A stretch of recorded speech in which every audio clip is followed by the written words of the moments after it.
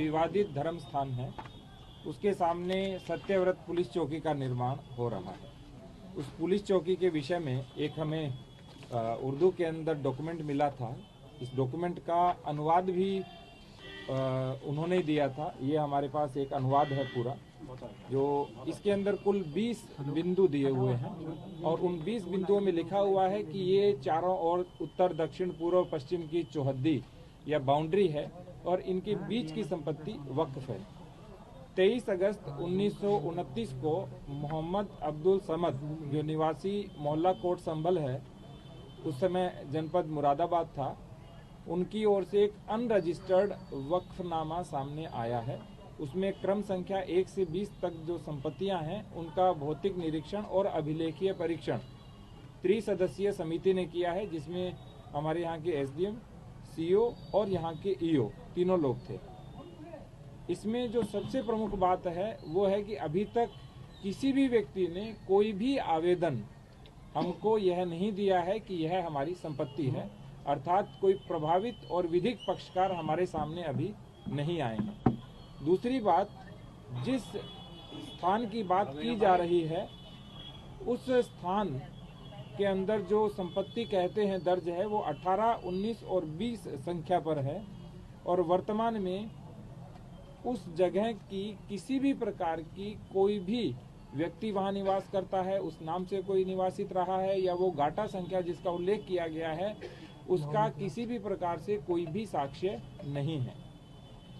तीसरी बात, यहाँ कुछ जो क्रम संख्याएं मैं आपको दिखाऊंगा। हमने इस तरह से चौहद्दियों का निर्माण कराया, जो परीक्षण किया हमारी पूरी टीम ने।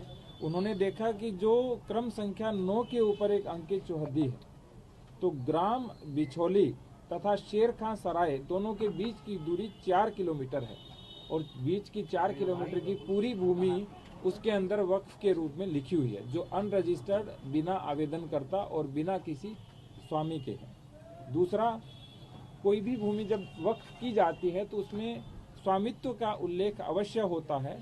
इसमें किसी प्रकार के कोई भी स्वामित्व का उल्लेख नहीं है। तीसरी बात, वर्तमान जो भूमि है वहाँ पर कोई मकान स्थायी अस्तित्व में नहीं है। किसी प्रकार के जो नाम दिए गए हैं उस प्रकार के नाम भी वर्तमान में अस्तित्व में नहीं है। तो इससे ये प्रश्न चिन्ह उठता है कि जिस भूमि की बात की जा रही है, जो वक्फ की गई है, उसकी वास्तविकता क्या है। किसी ने अभी इसके विषय में हमें अवगत नहीं कराया है। उस वक्फनामे को देखें तो जनपद संभल की हजारों बीघा भूमि का बैनामा कर दिया गया है, जबकि मोहम्मद अब्दुल समद की अपनी संपत्ति का उसमें कोई उल्लेख नहीं है। उस वक्फनामे में यह भी लिखा हुआ है कि अपनी संपत्तियां मदरसे के निर्माण हेतु दे रहा है। तो क्या कोई व्यक्ति हजारों बीघा भूमि मदरसे के निर्माण हेतु दे रहे हैं?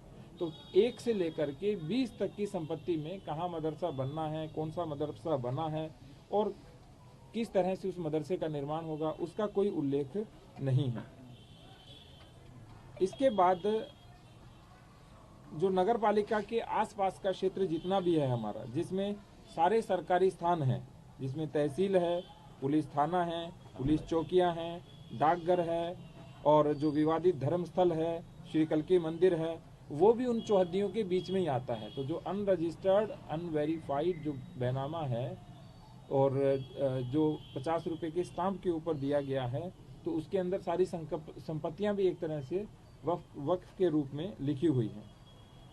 मान लीजिए कि किसी ने वक्फ किया भी होगा, मान लेते हैं, हालांकि वो अनरजिस्टर्ड है, कोई प्रमाणित नहीं है, तो भी जो वक्फ अधिनियम है 1995, उसकी धारा 56 कहती है कि कोई भी वक्फ संपत्ति का विक्रय नहीं हो सकता है। तो अभी यह भी संज्ञान में आया है कि इस के आधार पे कोई हमारे यहाँ कोई रजिस्ट्री नहीं हुई, लेकिन मौखिक रूप से और एग्रीमेंट के आधार पे खूब सारी संपत्तियों का क्रय विक्रय भी हो रहा है।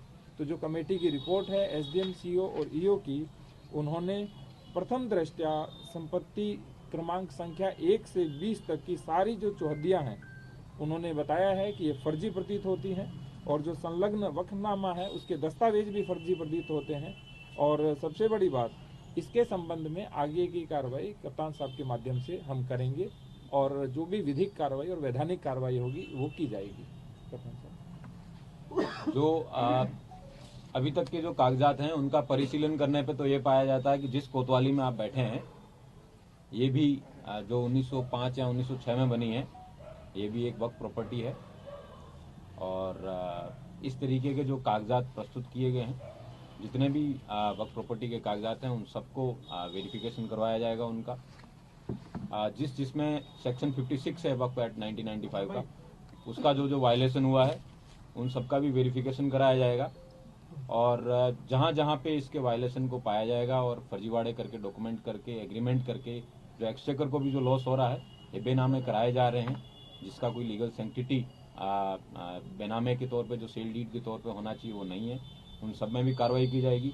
और इस पर्टिकुलर केस में जो रिपोर्ट एसडीएम, सीओ और ईओ ने दी है उसके आधार पे एक अभियोग पंजीकृत किया जाएगा और आगे की विधिक कार्रवाई सुनिश्चित की जाएगी। सर, ये अभियोग किसके खिलाफ पंजीकृत करेंगे आप? ये अभियोग वर्तमान में तो अज्ञात के रूप में दर्ज किया जाएगा, लेकिन जिन जिन लोगों के द्वारा ये कागज वहाँ पे या फिर वक्त में या जहाँ भी दिए गए होंगे वो विवेचना में उसके आधार पे कार्रवाई की जाएगी। सर, जो कमेटी की रिपोर्ट बनी है उसमें क्या आया है, कितना पेरीमीटर, कितना एरिया को वक्फ की प्रॉपर्टी बताया गया है, और जो कल्की मंदिर है स्पेसिफिकली, क्या उसे भी वक्फ की श्रेणी में रखा गया है? पूरा शहर ही है, 4 किलोमीटर का एरिया है, आसपास के गांव भी उसके अंदर वक्फ के रूप में दर्ज किए गए हैं।